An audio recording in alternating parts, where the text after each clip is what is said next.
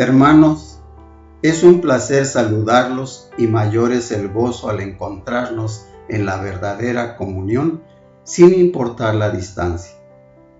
Siendo el Espíritu Santo quien nos lleva a meditar y considerar a nuestro Señor Jesucristo como sumo sacerdote, el título de la cuarta lección, la cual nos presenta como texto clave en la epístola de los Hebreos, capítulo 6, y los versículos 19 y 20, los cuales dicen: hasta dentro del velo, donde Jesús entró por nosotros como precursor, hecho sumo sacerdote para siempre, según el orden de Melquisedec. Estas palabras de las Escrituras tuvieron su cabal cumplimiento cuando Jesús, el Hijo del Altísimo, vio nuestra condición pecadora y se entregó a sí mismo cargando Él nuestros pecados en el altar de la cruz. Su vida y su sangre fue derramada para remisión de nuestros pecados. Sepultado y habiéndole resucitado el Padre al tercer día, y después de mostrarse a los suyos con pruebas indubitables, fue recibido arriba en los cielos, donde se sentó a la diestra de la majestad en las alturas. Hebreos capítulo 1, versículo 3. Estas verdades maravillosas de las Escrituras nos deben llevar a mirar a Jesucristo, quien nos conviene mucho más como sumo sacerdote para siempre, sin menospreciar el sacerdocio levítico dado por Dios a Moisés, el cual era la sombra del pacto que Dios haría con nosotros llegado el cumplimiento de los días. Os ruego, hermanos, por las misericordias de Dios, que miremos nuestras vidas a la luz de la palabra leída para esta lección. En Hebreos capítulo 5 del versículo 11 al capítulo 6 versículo 20, donde primeramente destacamos en el capítulo 6 versículo 10 y 11, porque Dios no es injusto para olvidar vuestra obra y el trabajo de amor que habéis mostrado hacia su nombre, habiendo servido a los santos y sirviéndoles aún. Pero deseamos que cada uno de vosotros muestre la misma solicitud hasta el fin, para plena certeza de la esperanza. Si escuchamos atentamente y miramos, Dios habla a su pueblo y le dice: conozco tus obras. Pero también en el versículo 11 le habla a cada uno de su pueblo diciéndole: pero deseamos que cada uno de vosotros muestre la misma solicitud hasta el fin. De esta forma el Todopoderoso Dios le habla a su pueblo mostrándole su amor y complacencia, pero además el propósito de que lo que habéis mostrado y habiendo servido en otro tiempo, lo muestre hasta el fin. Este mismo propósito leemos en el libro de el Apocalipsis, que es la revelación de Jesucristo. En el mensaje a las 7 iglesias, oigamos y miramos al que habla a la iglesia en Éfeso.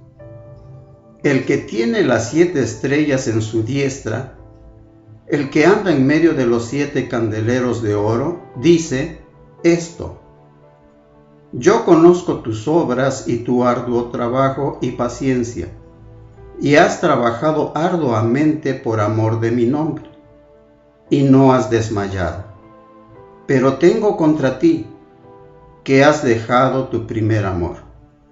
Apocalipsis capítulo 2, versículos 1 al 4.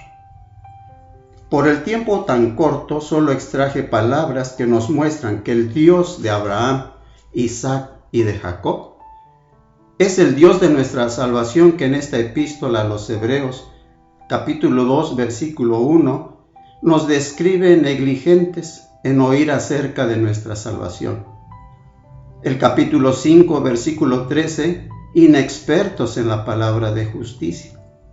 Capítulo 5, versículo 14, inmaduros para discernir el bien y el mal.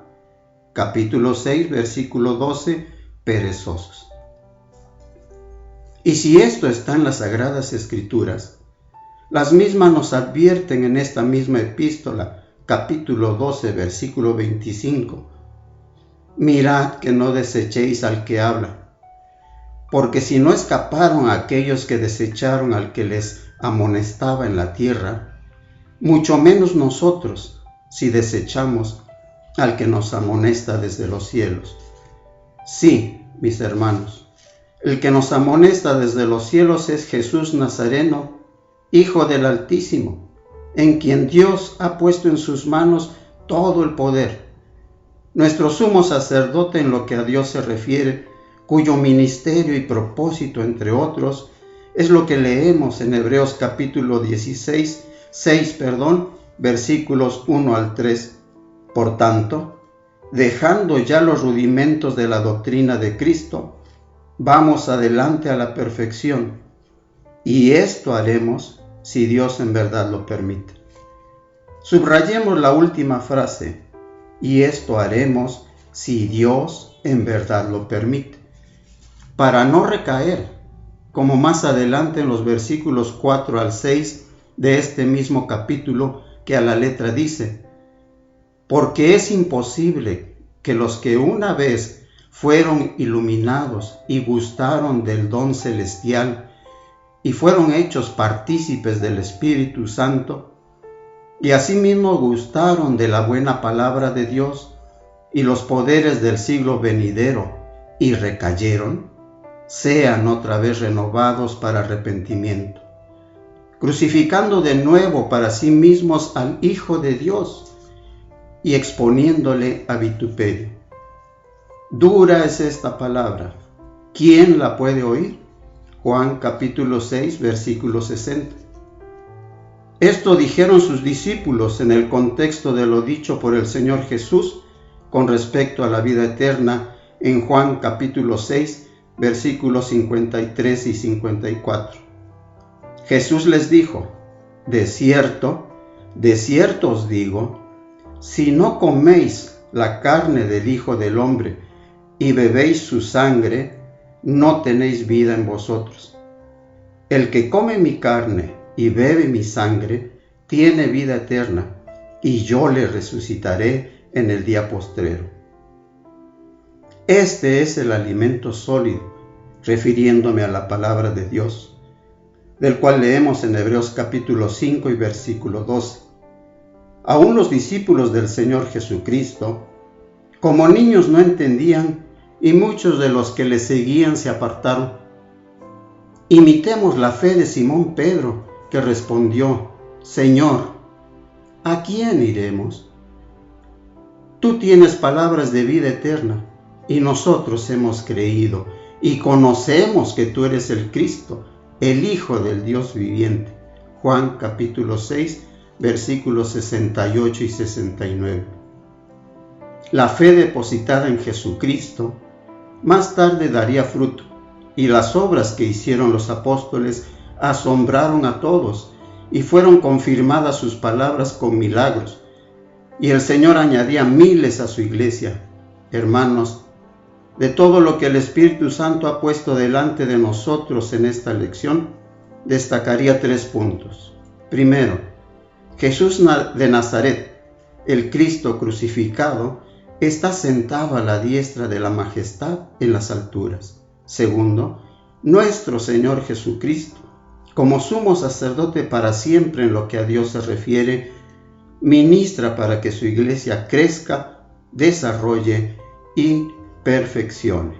Tercero, nuestros hermanos santos. Hemos sido llamados y escogidos por Dios para ser herederos de sus promesas. Por esto y muchas cosas más, comprobamos que Dios muestra su amor para con nosotros. Éramos pecadores y Cristo murió por nosotros, justificándonos por su sangre y reconciliados por su muerte.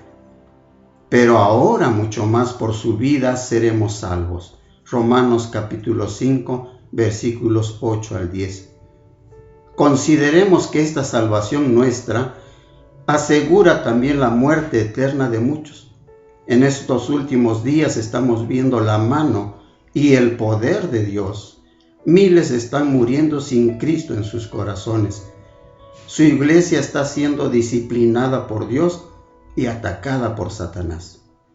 Propongamos en nuestro corazón no contaminarnos y en familia, dispuestos a obedecer primeramente a Dios, hagamos lo que los hebreos practicaron en el exilio. Contaron a sus hijos cómo Dios les había librado siempre con brazo fuerte y prodigios si cumplían el pacto con su Dios.